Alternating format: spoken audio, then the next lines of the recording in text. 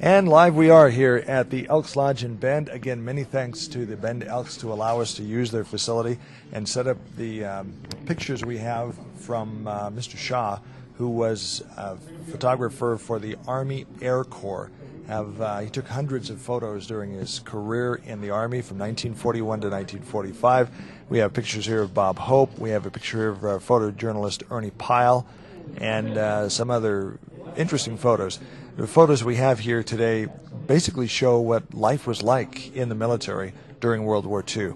And we have the distinct honor of having a man by the name of John Spence with us here as we're webcasting live from the Elks Lodge in Bend.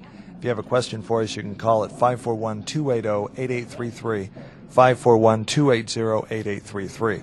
Now, John Spence was a member of Special Forces, and he was a frogman during World War II. They now call that the Navy SEALs, but I guess they started the SEALs program in Vietnam. So you were similar to the Navy SEALs before they became the SEALs. Yeah. The SEALs called me back into and made me a lifetime honorary member, gave me the trident. That's the badge of a Navy SEAL. And okay. they after I retired, they and the Special Forces called me back in to active duty to present me with a lifetime honorary membership to the Navy SEALs and the Army Special Forces. I was with the 1st Regiment of the Special Forces. 1st Regiment of the Special Forces. Now, you saw action in both the European theater and the Pacific? That's true. Both. Were you at D-Day? On D-Day, I was in Europe. I spent a lot of my time in Europe, and on D-Day I was at. Here's some water if you need it. I'll just put it right over here. Again, we're live here at the Elks Lodge in Bend, and thank you for being with us today. We're talking to John Spence, member of the Special Forces, was a frogman during World War II, and he has some very interesting stories to tell. So, John, you were at D-Day. D-Day, I was at the launching point for the attacks on the coast of France, and our mission was called Betty mission, and that's what we'd been training for months in the cold water and so forth. We had a lot of problems with the equipment because we were a new unit. We were just starting the frogman. So a lot of stuff you were doing was experimental. You were kind of blazing the trail. That's true, and so a lot of our equipment was very, very primitive.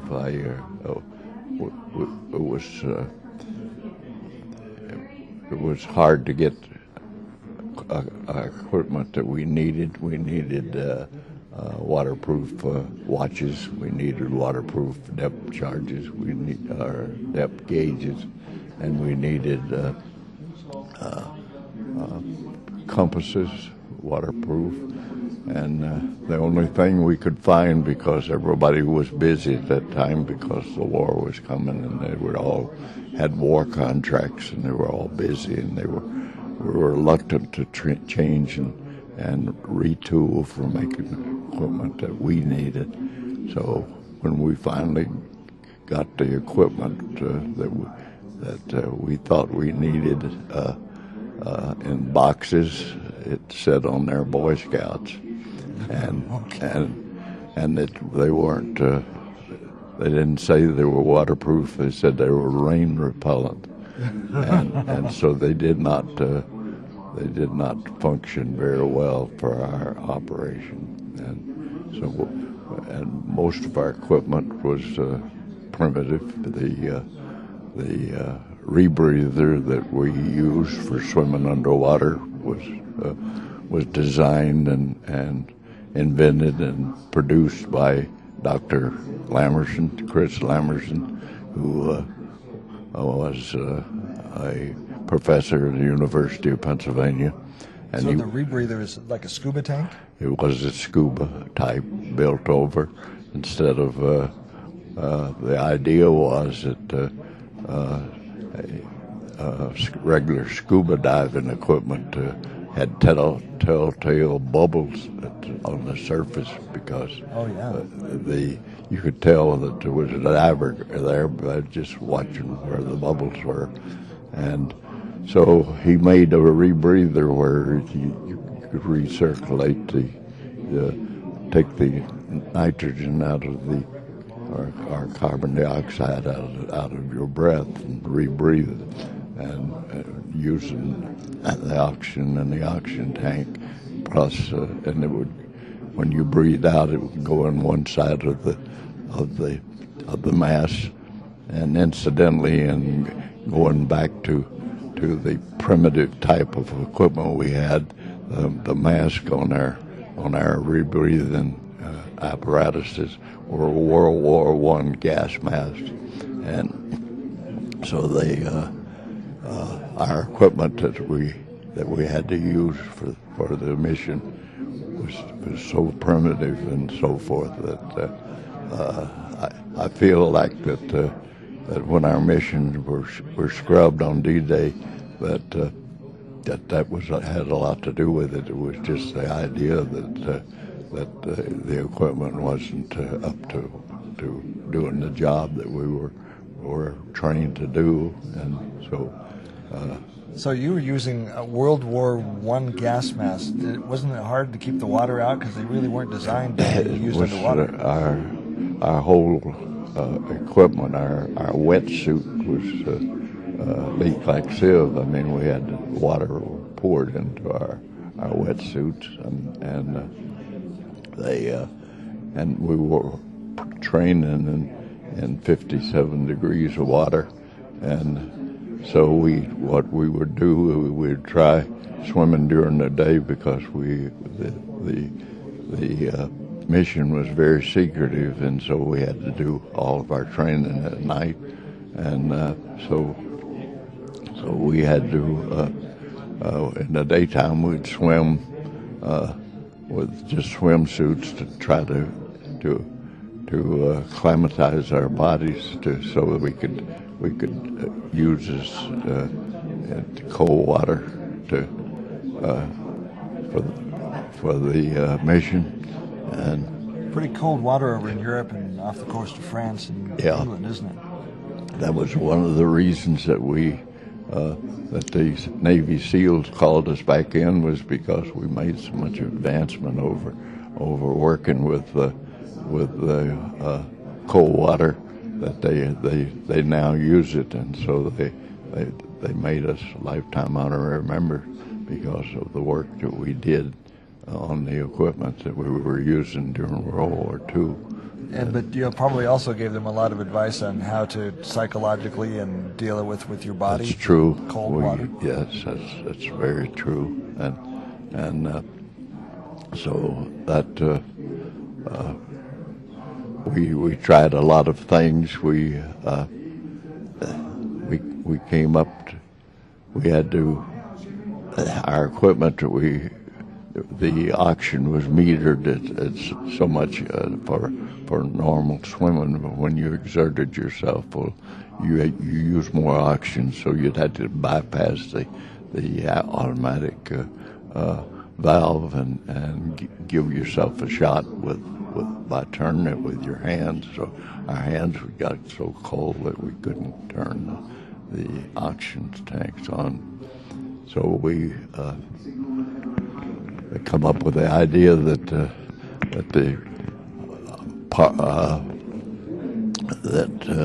hunters would know in a moment. They called them pocket warmers. They're little packets of chemicals that you wet them a little, and they generate heat. So we put them on our arms and put a glove over the top, and that would warm our hands enough so that we could turn the valves on. So you used those during World War II? World War II, yes. What other action did you see? Could you tell us about some of the missions you were on? It's, of course, declassified now. Well, it was our missions were mostly it was secret training, actually, because we trained at Annapolis Navy Academy, and so we used their swimming pools for exercise and to work out with our underwater equipment. We used the swimming pools there, but they blackened the windows so that no one could see what we were doing because it was so highly classified. They didn't want the enemy to know that we were copying the Italians who were sinking ships down in South Africa. So. And how did they do that? How did they sink the ships?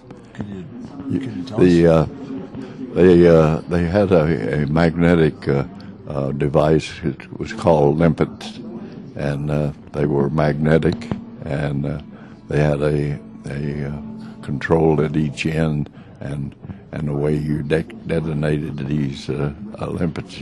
In other words, you go down on the side of a steel ship about 10 feet below the water, and you could blow a 30-foot hole in the side of a ship along an engine room or something, and sink the ship.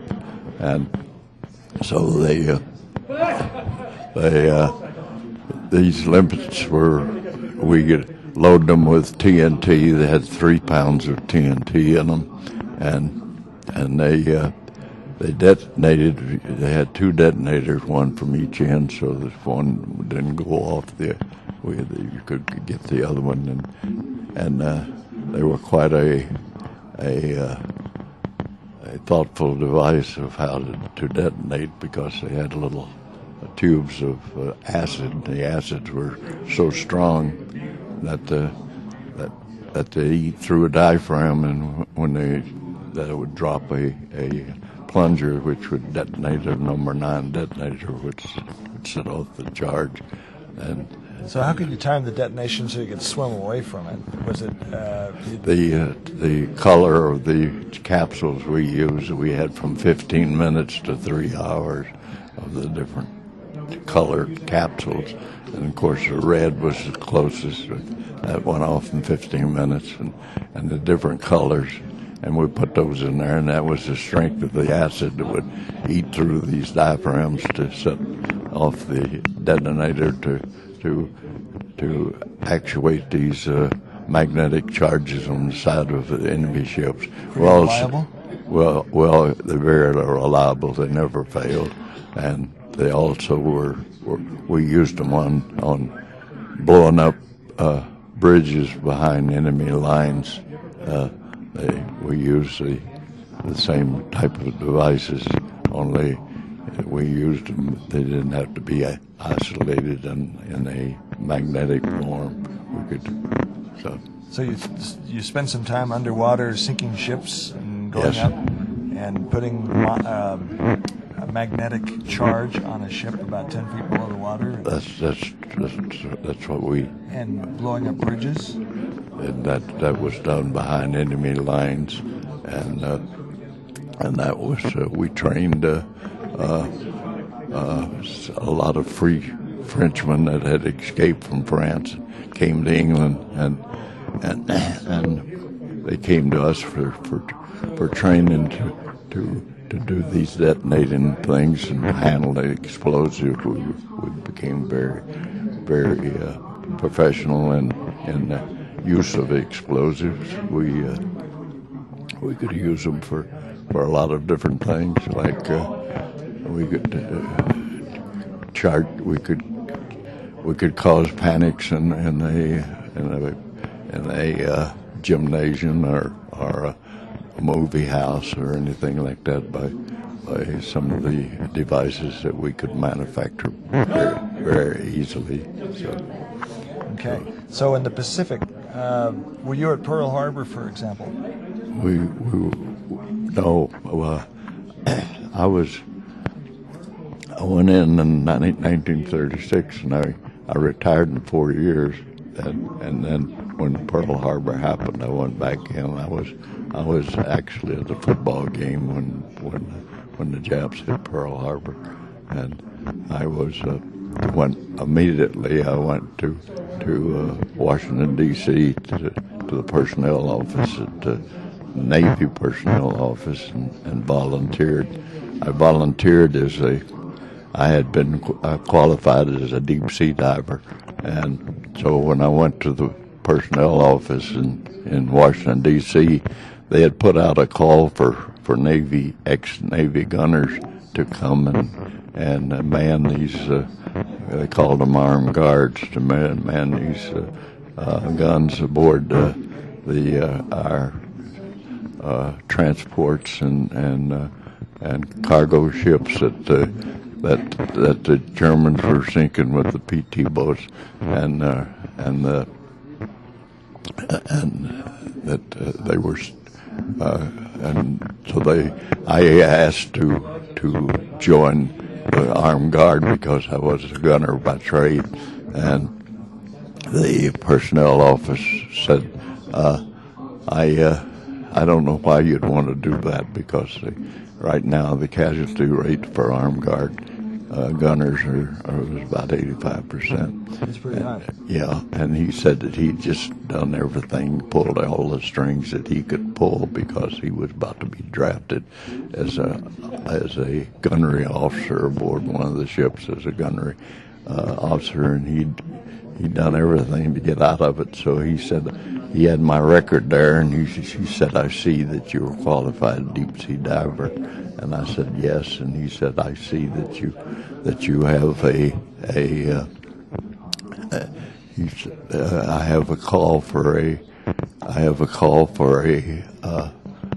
diver from the OSS. And so he said, I'm sending you down to the Navy Yard to answer this call for a deep sea diver. And so I went down there and I stayed around for weeks, and I wanted to get into the war, and I kept going to the personnel office, and they said, we can't find out anything about this thing that you're going to do. And he says, just hang in there till we find out. So they finally did send me to a area down below Washington, D.C. called Area D, and that's where we trained to operate on the things that we were doing, which was. So in the Pacific, you did deep sea diving. That's what you did. Yeah, I did. I was a deep sea diver when I was when I first went in the Navy. I was on a battleship Idaho, and I was a gunner on there in the turrets, and all the big ships at that time, the carriers and old battleships, they all had a small unit of volunteers to train as divers, and you had to go to diving school and make these dives to become to get the license to become a deep sea diver, and so I did that. So Special Forces, did you enjoy Special Forces? Was it? Special Forces mostly was after Vietnam, when all the services started, when NASA was dropping the people in capsules on the return from spaceships, and so they were having problems when they dropped into the ocean. The guys were beat around, and so they needed help. So they started the air-sea rescue groups, and so right away they needed a underwater person. So I got called for that duty, and that's how I got into Special Forces, because Special Forces was the ones that was doing. They were the ones that were doing the air-sea rescue training. Did you ever go out and rescue any spacemen? Yes. Oh, you did? Yeah. I forget which one of his name was, but I was very honored that I was involved in it, because he'd been beat around quite a bit. He'd been wobbling, and the ocean was quite rough. So time we got him onto a safe ship, well, he'd taken quite a beating. Yeah. Coming back into space, they roll him around quite bad. And Hard swimming in the ocean, isn't it? yes, it is. Yeah, but I always I do a lot since I retired. I do a lot of lecturing at high schools and so forth. On what? On mostly diving and scuba diving. They're mostly that's getting very popular. Sure. I have a granddaughter that's doing it. She's having trouble with her ears, but I have a granddaughter that's into that. And I tell all the young people that there's a whole new world down there, and that they should, if they got a chance to go beneath the surface, they should do it. And what was going through your mind? Excuse me for interrupting, but so you'd been out of the Army, and then Pearl Harbor attack happened, yeah. and then you went and re-enlisted. Yeah. What was going through your mind, and what was going through the mind of the country on the December 7th, 70 years ago? There was a lot of anger, a lot of what was going on? What was the mindset? It was at that time. It was everybody had they had the idea that they wanted to help. They wanted to get into something to help, and they did it in so many different ways. And of course, like I said, they had a call out for gunners, and I went immediately from the time that I heard about Pearl Harbor. I went immediately to Washington, D.C. Was there a feeling among the country that an attack was imminent? We hear this surprise attack, but did everybody kind of feel at some point war would break out between Japan and the U.S.? I don't think it was as strong as it was that we knew that we were going to invade France. I mean, that we were going to go back and take France over. I think that was more of a positive thought than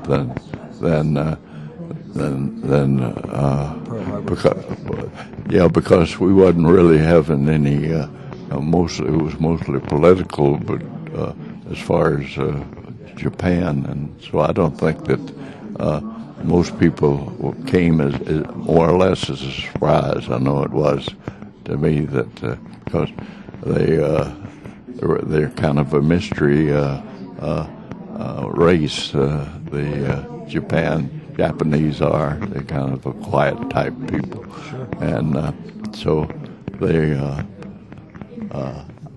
I was surprised that they would attack the United States. What lesson should we take away from Pearl Harbor? That we'd never allow our service to be our country to be unprepared. I'm really concerned about several things. One is our borders, and the other one is I just the other night I passed out hundreds of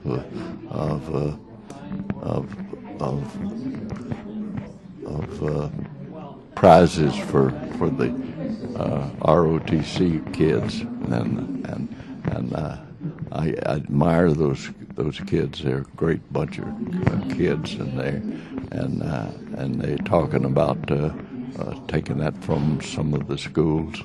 And so what do you think about that? Budget cutting, ending the ROTC program, there's a lot of talk about that. You're not in favor of that? Yeah, I'm not in favor of that at all. I think that's great. I think that's a great thing for young people. I think it's helped a lot of them, and what a nice looking bunch they are. They're clean and they're polite, and they're just nice to be around when you read the papers and see what other things are going on with the young people. When you talk to young people, what message do you have to them? Is it a message of patriotism, honor, country? What do you want to tell the next generation? What I've been emphasizing, like I said, is I tell them that that they eventually we live below the surface now, and in submarines and so forth, they live for weeks and subs. And I believe in myself that eventually, not in my day, of course, but some of these very young people, maybe in their day, that they'll see the below the surface will be have people living there, and because we already have a food source from below the surface, and so we could actually live there if we had to, and I believe that one day it'll happen because it's a beautiful world down there, and I emphasize very strongly that they will that the young people will take advantage of it. Well, John, we've had you talking for quite a while here, so I'll let you take a break and get a drink of water. But, sir, thank you very much for the service to your country. Thank you. Very honored to talk to you, and thank you for all you've done for the cause of freedom. Thank you for recognizing me. I appreciate it. Okay, and thank you for everything you've done. Yeah.